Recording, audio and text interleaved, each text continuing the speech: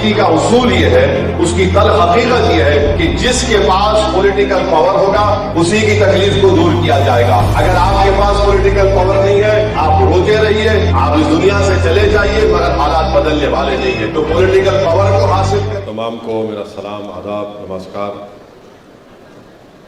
मैं मंच पर तशरीफ़ फरमा कौमी चेयरमैन राष्ट्रीय ओबीसी महासंघ मोहतरम जनाब बबन राव तावाड़े साहब, चीफ गेस्ट साबिक़ा रुकन पार्लिमान व हमारे दोस्त जनाब हंसराज अहीर साहब जो चेयरमैन NCDC हैं गवर्नमेंट ऑफ इंडिया के, जनाब श्री केसना शंकर राव साहब, हमारे बुज़ुर्ग और हमारे खैरखा मोहतरम जनाब जस्टिस बी ईश्वरैया साहब, जनाब अशोक जेटौड़े साहब जो नेशनल कोऑर्डिनेटर राष्ट्रीय ओबीसी महासंघ हैं, और जनाब जाजुला श्रीनिवास गौड़ साहब जो national president BC welfare association Telangana और आंध्र प्रदेश हैं,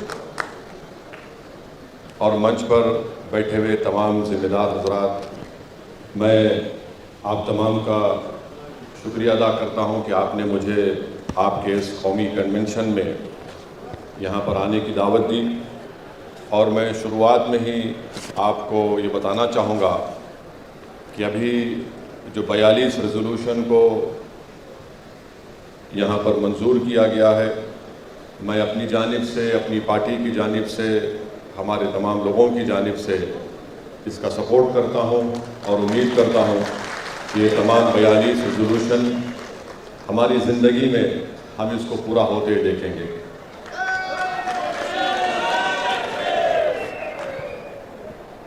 दूसरी बात मैं आपको ये बताना चाहूँगा कि मुझसे ये कहा गया कि हमारे शकील साहब जो महाराष्ट्र यूनिट के आपके ज़िम्मेदार भी हैं कि मैं इन 4 पॉइंट्स पर कुछ बोलूं कि एक तो कि government of India caste census करवाए, दूसरा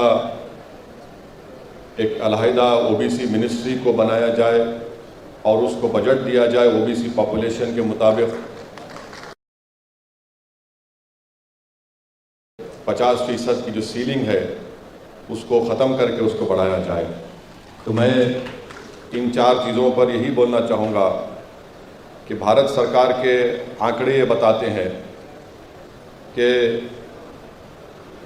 आज इस देश में, हमारे वतन अजीज़ में 22% अपर कास्ट लोगों के पास 41% देश की दौलत है।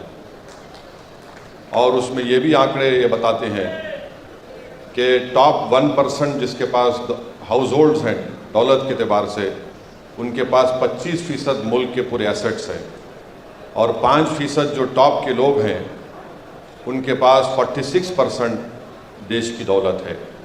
तो इसलिए बहुत ज़रूरी है कि ये जो मांग की जा रही है कि ओबीसी का सेंसस हो, ये बहुत ज़रूरी है। और दूसरी बात ये है कि अभी बताया गया कि ओबीसी का पॉपुलेशन 52% है। मैं नहीं समझता कि 52% है, बल्कि ये 60% के ऊपर होगा। मगर अफसोस की बात यह है कि 52% को 27% के लिए लड़ना पड़ता है, माने 52% 27% के लिए लड़ेंगे, और जो 22% अपर कास्ट है उनको 50% कोटा दे दिया गया। तो ये सरासर नाइंसाफ़ी है और हम हुकूमत से डिमांड करते हैं कि वो इस पर गौर करे। इसीलिए बहुत ज़रूरी है कि कास्ट सेंसस हो, ताकि ये मालूम हो जाए कि इस कास्ट सेंसस में किसके पास कितनी दौलत है, किसको उसके हिस्से से महरूम कर दिया गया, और कितने लोगों को पब्लिक एम्प्लॉयमेंट में, एजुकेशन में उनको उनका हिस्सा मिला। जो राज्यसभा में भारत सरकार ने डेटा दिया है उसमें यह बताया गया कि 457 सर्विंग सेक्रेटरीज, जॉइंट सेक्रेटरीज और एडिशनल सेक्रेटरीज जो भारत सरकार में है, उसमें से 457 serving secretaries, joint secretaries, additional secretaries में सिर्फ 19 ओबीसी कैटेगरी के हैं। तो ये इसको सही करने की ज़रूरत है। तो इससे मालूम हुआ कि सिर्फ 12% उनको उनका हिस्सा मिले। अब आप आ जाइए, ये सवाल मैं इस पार्लियामेंट सेशन में डाला हूँ, जस्टिस ईश्वरैया साहब इसमें ख़ास तवज्जो लेंगे कि जो हाई कोर्ट के जजेस अपॉइंट किए गए 2018 से जुलाई 2023 तक, यानी 458 में माने 75% हाई कोर्ट जजेस जो अपॉइंट किए गए 2018 से जुलाई 17 2023 तक, ये तमाम के तमाम जनरल कैटेगरी के थे और ओबीसी के सिर्फ 11% लोगों को जजेस बनाया गया। आप जाकर देख सकते हैं कि मेरे नाम से मैंने ये सवाल डाला है और उसका भारत सरकार ने जवाब दिया कि जितने जजेस अपॉइंट हुए 604 जजेस में से सिर्फ ओबीसी के 11.92% को जजेस बनाया गया है। वैसे आप आ जाइए कि भारत सरकार के सेंट्रल यूनिवर्सिटीज़ में पूरे देश में 313 कोटा के पोस्ट हैं, जिसमें से सिर्फ 9 ओबीसी प्रोफेसर हैं। तो ये इसको भी सही करने की ज़रूरत है। अब जब इकोनॉमिक वीकर सेक्शन का कोटा लाया गया था पार्लियामेंट में, मैंने उसके खिलाफ बोला, उसके खिलाफ वोट भी दिया और मैं आपको बताना चाह रहा हूं कि मैंने ये क्यों कहा था कि गलत हो रहा है। ये गलत इसलिए, इसका एग्जाम्पल आपको दे रहा हूं कि एक रिक्रूटमेंट का नोटिफिकेशन अक्टूबर 2020 में institute of banking personal selection का आया।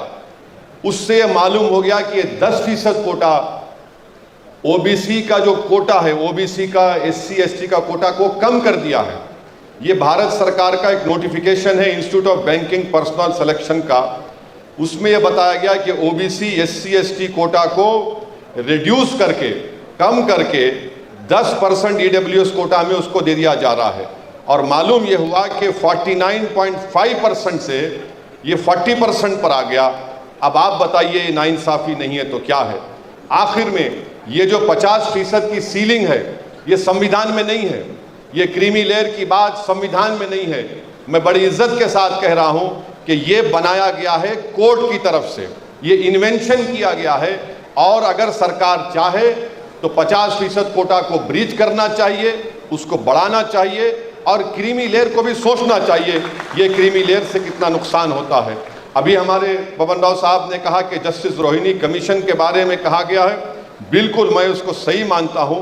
पहले 50% कोटे को ब्रीच करिए, उसके बाद आप रोहिणी कमीशन की बात करिए, उससे पहले बात करना ठीक नहीं है। और आखिर में जो आपका डिमांड है कि कॉन्स्टिट्यूशनल अमेंडमेंट होनी चाहिए, रिप्रेजेंटेशन ओबीसी को, एससी एसटी को लोकल बॉडीज में मिलना चाहिए और असेंबली और पार्लियामेंट में मिलना चाहिए। मैं पूरी तरीके से आपसे कह रहा हूं कि मैं इसका साथ हूं। संविधान में अमेंडमेंट होना चाहिए। और याद रखिए, हमारे भारत की राजनीति का उसूल ये है, उसकी तल हकीकत ये है कि जिसके पास पॉलिटिकल पावर होगा उसी की तकलीफ को दूर किया जाएगा। अगर आपके पास पॉलिटिकल पावर नहीं है, आप रोते रहिए, आप इस दुनिया से चले जाइए, मगर हालात बदलने वाले नहीं है। तो पॉलिटिकल पावर को हासिल करिए।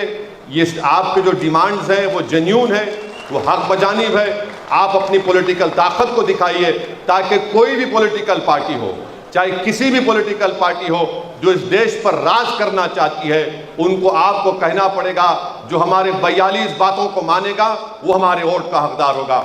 मैं आप तमाम का फिर से शुक्रिया अदा करता हूँ, ख़ास तौर से हमारे जस्टिस सुरैया साहब का कि आपने मुझे यहाँ पर आने की दावत दी। और आपको इस बात का तयक़ुन दे रहा हूँ, आश्वासन दे रहा हूँ कि देश के जिस हिस्से में आप मुझे बुलाएंगे मैं आने के लिए तैयार हूँ, आपके साथ खड़े रहने के लिए। बहुत बहुत शुक्रिया।